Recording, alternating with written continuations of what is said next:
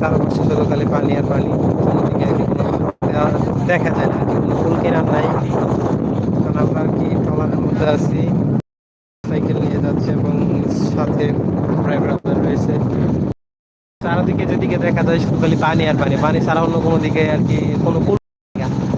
তো আমরা 1 ঘন্টার থেকে উপরে আমরা এসেছি আর কি, ট্রলারের মধ্যে উঠেছি 1 ঘন্টা থেকে আরো বেশি। তো এখন আর কি আমাদের গন্তব্যস্থলে যেতে আর কি আমাদের যে ট্রলারের ড্রাইভার রয়েছে ওকে জিজ্ঞাসা করলাম আরো 1 ঘন্টার উপরে লাগবে। দেখেন এই সাইডে দিয়ে কিন্তু একটি দ্বীপ, আবার ওই দ্বীপের ওই সাইডে কিন্তু আবার পানি, মানে এটা আর কি মানে দুই দুই সাইডে পানি আর এর আর কি মধ্যে দ্বীপ আর কি বেসেছে। মানে যেদিকে তাকায় আর কি শুধু খালি পানি আর পানি, অন্য কিছু দেখা যায় না। এই আর কি বিকাল অবস্থা, এখন বিকাল বিকাল টাইম আর কি।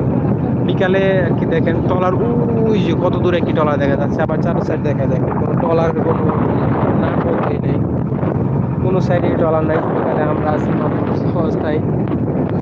এই যে এখানে যদি কোনো, আমি যেরকম বুঝি, এখানে যদি কোনো ট্রলার বা ডুবে বা অন্য কিছু হয়ে যায়, কোনো দুর্ঘটনা ঘটে, আল্লাহ না হোক, আল্লাহ না করুক এই কাজটা, তাহলে মানে মানুষ যে বাঁচাবে সে এই খুব এরকম লোকজন নাই আর কি। সাইড দিয়ে দেখে একটা ট্রলার আছে, মানে এটা আর কি চোখে দিয়ে দেখা যায় না, মানে বোঝা যায় যে ওই সাইডে একটা ট্রলার আছে, ওই যে দেখে।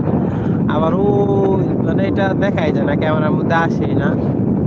অনেক দূর দূরান্ত থেকে একটা ট্রলার, মানে খুব চলাচলের দিকে কম মানুষের। আবার সকালবেলা ড্রাইভারকে যেরকম বললো আর কি, সকাল মাঝে যেরকম বললো নৌকা, সকালবেলা মানুষ একটু বেশি মোটামুটি চলাচল করে, যেরকম কাঁচামাল, আবার দূরান্ত দূর দূরান্ত নদী পথে যেগুলো আর কি চলাচল হয় এগুলা এখান দিয়ে নিয়ে যায় মেঘনা।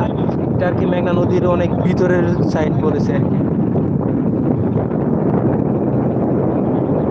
ওই যে ওই সাইডে একটা কি জানি একটা দেখা যাচ্ছে। তো লাইভটা থেকে যেখান থেকে দেখতেছেন অবশ্যই কমেন্টে বলে যাবেন কে কোথা থেকে দেখতেছেন।